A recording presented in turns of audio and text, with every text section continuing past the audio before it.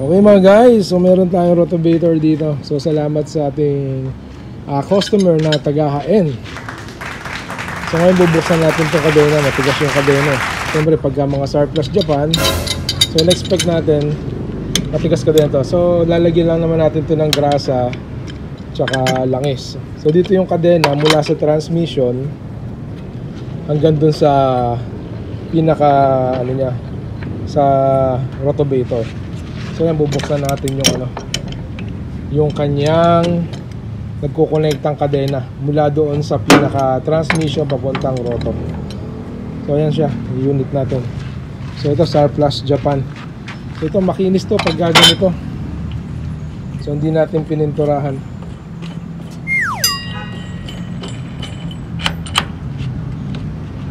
So kubota to mga guys. So yung pinaka niya, lalagyan na natin ng grasa. Tapos ito nakapansin natin, kumakalog. Ayusin na rin natin to. Ilaklas natin. Hindi natin kung ano kasukat na bearing. Palagyan na rin natin ng bearing. So maganda pa yung goma niya oh. Parang bago. Ayan. Latag. Yung ilalim oh, konti legas-gas. So ito pa yung original na blade niya. Ayan oh. May kamot pa yan. So tagas, wala naman siyang tagas. Ayan, ganda. Ganda itong unit natin na to. Gulong niya makapal pa.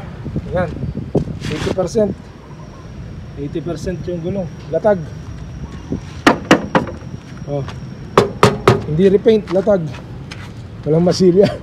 So ayan guys. So ayan, dyan tayo maglalagay ng gear oil 90. Pero kung minsan gusto ko 215 gear oil. Dito sa katawan niya gear oil 90 din. Ayan guys, yung mga cambio niya, oh, tignan nyo. Ayan, hanggang primera, segunda, tercera, cuarta, quinta, sixta. So mapakabilis ito guys. Ayan kayo. So ito, nasa neutral tayo. Ito guys, run o drive. Diyan tayo sa drive. Pagka nandito yan, yan ang tinatawag nating handbrake. So ito yung sa control ng rotor. Stop and go lang to. Ito naman, kinakabit natin sa makina. So, yan yung accelerator. At syempre, ito, hindi mawawala to pagka nasa puti ka na. Ito ang tinatawag na power steering. Yan, guys. Power steering yan. So, usually, nilalagay ng makina dito, dapat 80. So, yan yung pinaka-roller niya, oh. Hindi pa masyadong gas-gas yung roller niya. Parang bago. Yan. Talagang ano siya, intact na ano na siya, stock lang, kaya nagkaganyan ng itsura. So balikan namin kayo mamaya pagka nalinis yung kadena. So gagrasahan lang yun, lilinisan, kaya ayaw umikot. So balikan ko kayo mamaya, okay? So yan, pinapapalitan na natin. Mabait si boss eh, yung customer natin. So dapat as is tayo dito. So ito, palitan mo na ng bearing para wala na siyang problemahin, ano? Sige, tanggalin mo na yan kasi kalog siya. So ito pala oh, ito palang iniikot na yan. Ito yan, taas baba nito. Pag ayaw nyong palaanin yung pagganaan itong rotovator natin. Ayan yung rotovator oh. Pahampas yan pag ganun pala ito. Ganun. Ayan. Ito, tinatanggal yung gulong. So last piece namin to, last piece. So syempre, ayan, pinuno natin ng pagkalapot-lapot na sarsa. Ayan, kulay pula. Para ano? Para tatagal talaga gamit. Ayan. Ayan, pinuno natin ng grasa yung kadena para magandang umikot. Nilinis din natin to. Nilinis natin siya kasi may konting kalawang. So ayan, makinis na makinis. Tanggol! Tanggol, okay na ba to? Ha? Sa inyo isa, ginagawa pa na yung gulong. Andyan yata sa taas, lagyan mo na ito ng ano, ng silicone para nakasealed siya. Ayan, balikan namin kayo pag sasalpak na. Lalagyan natin ito ng ano, beta gray o silicone, parang pinaka-gasket niya. At syempre, pinalitan natin ng bearing yan. Ayan. Ayan. Para maganda. Kasi durog-durog na yung bearing niya. So ang bearing na size nito ano lang, 6 to o 3. So shout out sa inyo lahat na nanonood dyan. Nakakabit na, napalitan na ng bearing.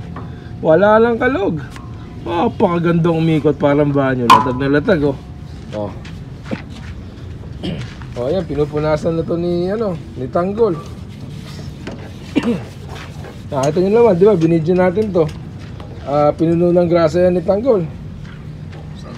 Ang mag-deliver kaya nito si Tanggol tsaka si Roda.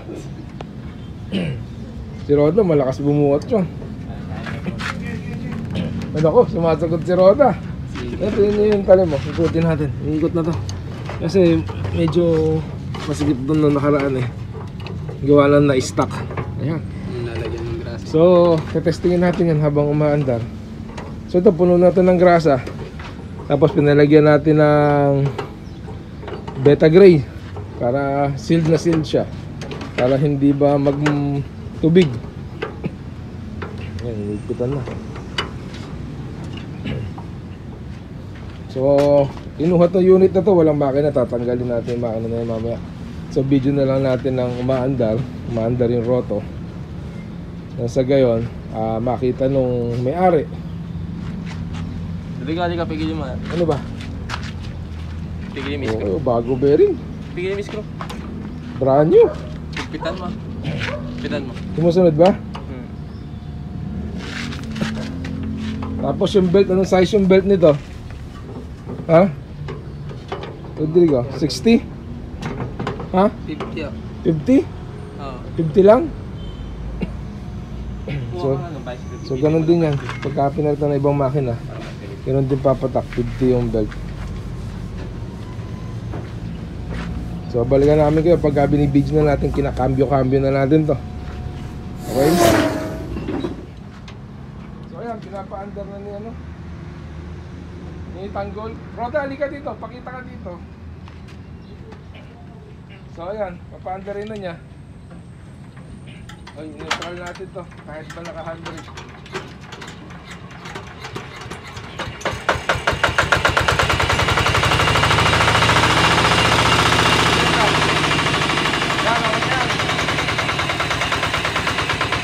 Ngayon, paatrasin natin. Neutral. Drive.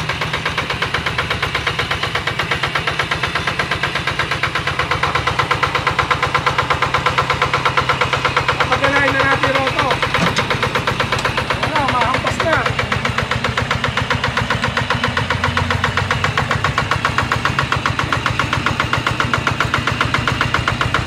Bakit dito? Para ba ito? Para hindi ito na roto. Ito. Ano po? Stop. Ito na. Lagay natin na mas mabilis yung roto. Ay, mas bagal pa yun.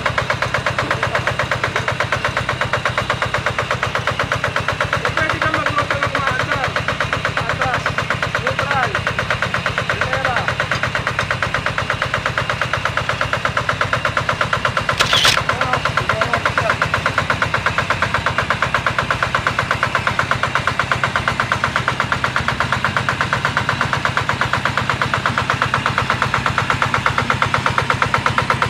Bilisan natin.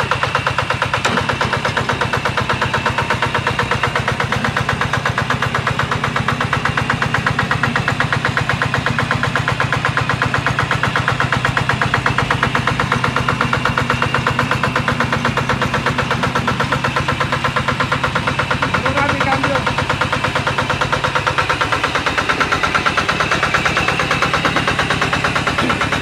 Patayin mo muna yung makina.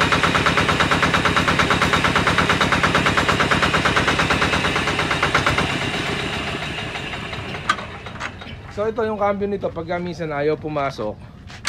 Ayan, halimbawa minsan ayaw pumasok na ganun. Ayan, gagalaw-galawin nyo to. Baka nakaipit lang. Tapos ito, go o drive. And then this one is neutral and then handbrake. Handbrake, di na-under yan. Ayan, neutral natin. Oh, ayan, di ba na-under siya? Tapos power steering, left and right. Kung sa kaliligo. And then this one para sa control ng roto. Ayan, stop and go lang yan. And then ito, parang ito low speed yata, ito high speed. Sa roto din to. Kaya naman ito, hindi na siya nakalock, wala na tayong tinatanggal kamukha ng mga Yanmar. Pwede kang magroto ng patras. Okay, so sa makabili nito, shoutout sa iyo, Sir. Dati na sa'yo.